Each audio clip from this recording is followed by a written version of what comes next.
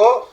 Nous sommes dans l'émission La Voix du Christ Roi, dans son thème capital, Jésus-Christ est Dieu, confirmé dans le Coran des musulmans et dans la Bible des chrétiens. Présenté par l'apôtre Mérode Moussafir.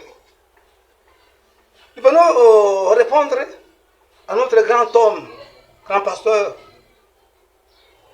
sur les 3 points, quand il parlait, nous l'avons suivi. Nous voulons lui demander si cela est un envoûtement, ou est une possession, ou encore les gens sont remplis de Saint-Esprit. Il a parlé de toucher des hommes de Dieu. Il a parlé des gens qui tombent. Et il a parlé d'être en extase. Est-ce que vraiment quand nous prions, les gens sont intéressés de toucher les hommes de Dieu? Ils disent que d'autres gens tombent de loin, sans pour ne pas même arriver au pasteur, ils tombent. Est-ce que les gens qui tombent dans la prière, c'est vraiment un envoûtement, le pasteur les a envoûtés? Ou bien c'est quoi? Quand nous prions dans des prières charismatiques, la main de Dieu est-elle autorisée à entrer en action ou elle n'est pas autorisée? Si les gens tombent, est-il la prière démoniaque ou de Dieu lui-même? Demandons à Jésus. Demandons à Jésus. Luc, chapitre 4, verset 34 à 35. Est-ce que les gens qui tombent dans la prière, ces passés-là sont sataniques ou bien seulement si les passés-là sont remplis de Saint-Esprit? Demande d'abord, qui a commencé à faire tomber les gens? C'est nous les humains ou bien c'est Dieu? Mais quand nous voyons la Bible très très bien, si lui a commencé à faire tomber les gens, ou les choses, ou les esprits, c'est le même Dieu. Quand l'arche a été retirée dans la maison du père de Gédéon, il était opposé au Dagon. L'arche de l'Éternel était à côté, et à côté là on a mis le Dagon. Le matin on trouvait les Dagons tombés. Le matin encore on trouvait les Dagons et les pieds, les jambes amputées. Donc celui qui faisait tomber ces démons-là, ces monstres-là, c'est le même Dieu. Est-ce que dans le Nouveau Testament, cela est-il continuel ou bien c'était fini? Et Jésus a aussi fait de telles choses. Quand il priait, les gens tombaient ou ne tombaient pas? 34. Luc 4, chapitre 4, verset 34 à 35. Ah, qu'a-t-il entre nous et toi, Jésus de Nazareth? Tu es venu pour nous perdre. Je sais que tu es le saint de Dieu. Jésus les menaçant en disant, tais-toi et sors de cet homme. Et les démons les jetant au milieu de l'assemblée. Oh. Ici, nous voyons ici, les gens sont venus de loin, de tous côtés, aller suivre Jésus. Mais quand ils sont venus, quand Jésus priait, un homme qui avait un esprit démoniaque, et qui a reconnu la sainteté de Jésus, qu'il est le saint de Dieu. Et Jésus commençait maintenant à menacer par la parole d'autorité. Et non pas physiquement, à menacer par la parole d'autorité. Il dit que ces démons-là se jeta par terre. Se jeta par terre. Il s'enfuit. Il a pris la fuite. Il quittait le corps en fouillant et en se jetant par terre. Et que Jésus est envoûté, ou il avait envoûté, ou c'est la puissance de Dieu qui a fait que cet homme-là qui était dans la souffrance démoniaque soit sauvé. Ministre de Dieu, envoyé, prophète et pasteur, évitez quand vous prêchez, de prêcher d'autres choses. Si tu n'as pas ce talent-là, tu n'as pas ce don-là, ne critiquez pas ce don-là. Parce que le même Dieu que le musulman appelle Allah a fait ça. Il fera et il en fera toujours. Et il en fait. Jésus lui-même, quand il priait, les démons tombaient. Les démons tombaient. Ça, ce n'est que l'échantillon de Luc 4. Si nous partons encore à Marc 9, 15 à 23, vous verrez comment les démons tombaient par terre. Les gens croyaient que non, il était déjà mort. Et il blâmait ses disciples de ne pas, déjà de peu de fois, ils ont échoué à chasser ces démons-là. Mais vous, dans votre discours, dans votre allocution, nous avons écouté, nous avons suivi. De quelle joie que nous suivons un roi de Dieu, un grand homme de Dieu qui parle.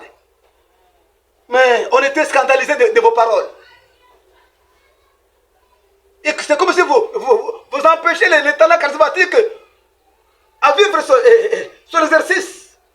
C'est comme si vous les manquez, maintenant vous êtes maintenant contre ces talents-là. Et de deux, vous avez parlé de toucher les gens de loin seulement, il est tombé. Les gens de loin seulement, il est tombé. Et les gens touchés, voulaient toucher les hommes de... voulaient toucher les hommes de Dieu, mais il tombe. C'est pas grand homme de Dieu et éminent homme de Dieu. Les gens viennent à l'église, dans la prière, tu dis de combat spirituel. C'est l'esprit, ce n'est pas le combat physique. C'est l'esprit qui combat l'esprit. C'est par là que Jésus a qualifié de Satan un royaume de divisé. Il dit que Satan chasse Satan. Non. C'est Jésus qui chasse. Celui qui a le commandement, c'est Jésus. Quand tu es un homme charismatique, quand nous prions, les gens tombent. Même là où tu te mets, si un démoniaque qui vient, va tomber. Même ton habit que tu portes, si un démoniaque porte ça, même toucher l'habit, il va tomber. Lisons la Bible. Luc 6, 18 à 19. Ceux qui étaient tourmentés par les esprits impurs étaient guéris. Et toute la foule cherchait à les toucher parce qu'une force sortait de lui et les guérissait tous. Toutes les catégories des gens qui étaient tourmentés de diverses maladies cherchaient à toucher Jésus. Cherchez à toucher mon Seigneur Dieu. Cherchez à toucher ton Seigneur et notre Seigneur Jésus-Christ si tu le crois. Et quand il voulait le toucher, une force sortait de Jésus, les guérissait. C'est-à-dire que toucher les hommes de Dieu en prière, ce n'est pas un péché. Ce n'est pas un fétiche. Les hommes, les mamans, les papas, frères et sœurs sont conviés à venir nous toucher.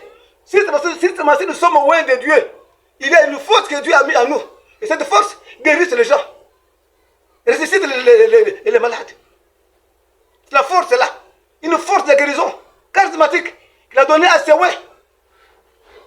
Pas à tout le monde. Seulement à ceux qui l'aiment.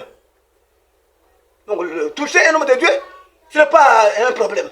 Et tu as dit que même d'autres tombent, même pas, sans même pas toucher l'homme de Dieu, ils sont à distance, ils tombent. Oui. C'est question de rayons de puissance charismatique. L'homme de Dieu a des rayons. Que l'autre a un rayon de 1 mètre. L'autre a un rayon de 2 mètres. L'autre de 5 mètres. Une fois que tu es démoniaque, tu as des problèmes. En entrant dans son rayon charismatique, tu dois être guéri.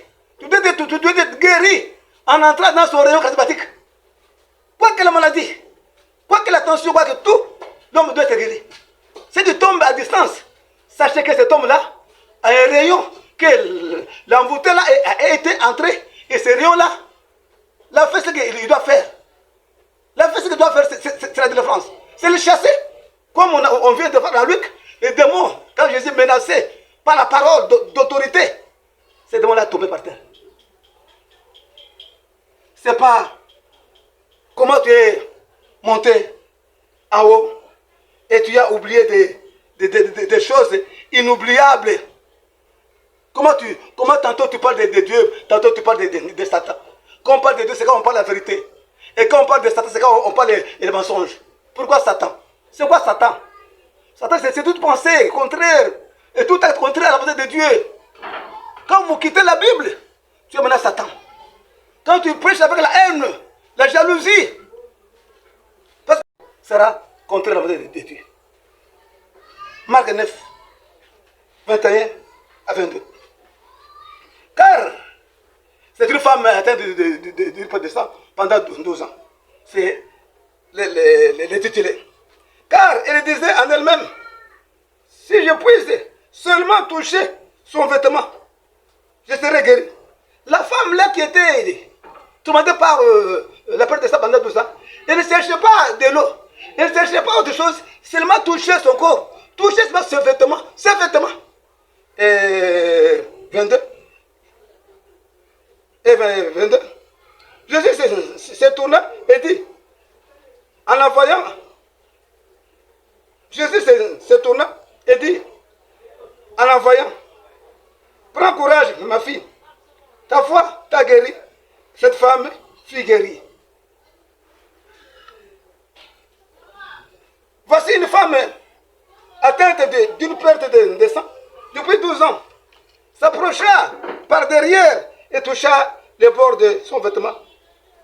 Et car elle disait en elle-même, si je puis seulement toucher son vêtement, je serai guéri. Jésus a dit, ta foi t'a sauvé. Elle a fait 12 ans, coulement de perte de sang. Mais par sa foi, elle n'est pas partie ailleurs. Il n'a pas demandé autre chose que de toucher le vêtement. Que vous disiez que non, toucher le vêtement de Dieu, toucher le vêtement de Dieu. Mes soeurs, mes frères, de loin et de près, ayez la foi dans la prière. Nous sommes vos anges, nous. Nous, les hommes de Dieu que vous voyez, nous sommes vos anges, protecteurs. Partout où vous nous voyez, la sainteté doit être notre couronne. Qui dit sainteté dit le refus de péché. Quand quelqu'un refuse le péché, il est saint. Et s'il a les talents en lui, Dieu fera briller ces talents-là. Mon corps touche les gens et guérit les gens. Mon corps ici, beaucoup sont guéris. Mais effectivement, beaucoup sont guéris. Même mon papier mouchoir ici, il y a des femmes qui ont eu la grossesse et qui ont mis au monde et qui ont témoigné. Quand je me suis essuyé, j'ai mis ça. La femme a pris ça sur la chair. Elle a dit, si cet homme ici est l'homme de Dieu, elle a mis le papier mouchoir sur son sexe, que je reçoive. La femme là, après un mois, elle a conçu. Et maintenant, quand elle venait avec la femme là pour maintenant ébérir l'enfant, elle a témoigné, elle a détaillé comment il a eu la grossesse. C'était scandaleux. L'assemblée était vivement chauffante à ce jour-là. C'est pas si tu étais là, tu allais me qualifier d'un grand magicien que j'ai jamais vu. Frère, éminent, excellent homme de Dieu, croyez au don charismatique. Nous ne sommes pas des faibles. Dieu est avec nous. C'est ça. Et tu as parlé quelque part là de tomber en extase. Oui, c'est biblique. Ce n'est pas un envoûtement. Ce n'est pas un envoûtement. C'est pas là que je vais chuter, c'est pas si le temps nous permet. C'est pas là, c'est pas là. Ce n'est pas un envoûtement. Tomber en extase n'est pas un envoûtement. C'est une bénédiction de Dieu. Ce n'est pas tout le monde qui tombe en extase. C'est ma soeur qui lui-même a des missions. Acte 10. Il eut faim. Il voulut manger.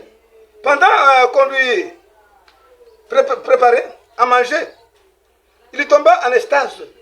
Ça, c'est l'apôtre Paul, l'apôtre Pierre, à qui Jésus-Christ a laissé l'église, à qui Paul a reconnu que c'est à ces trois gens-là, à Pierre et à Jacques, qui sont des colonnes.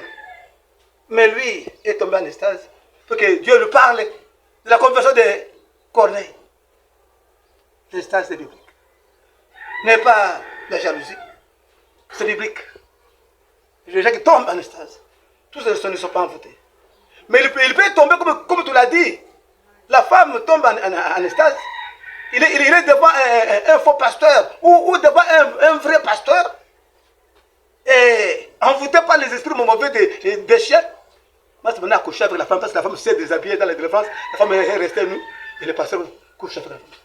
Oh, c'est pour cela. Il n'était pas un sataniste, mais c'était un vrai pasteur, mais qui n'avait pas le poids sur la débauche. Il n'avait pas le poids sur le péché. Il n'avait pas triomphé. Ses yeux, vous voyez encore, il était pasteur charismatique, mais chavirant dans l'extrême sens de la vie. Tous ces pasteurs-là qui couchent avec les femmes ne sont pas tous des démons. Mais d'autres, il y a de vrais pasteurs, mais quand ils voient la nudité de la femme, ils tombent. D'autres, ce sont des démons. Ils ont de l'huile pour que les gens tombent. Et quand ils tombent, ils te font maintenant tout bon lui semble. Ça, on connaît. On connaît. Les infiltrés dans notre ministère sont venus pour habiter dans notre ministère, dans notre cher travail.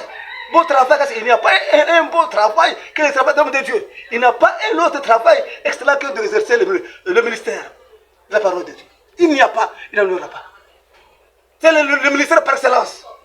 Dieu nous comme des talents charismatiques, incomparables.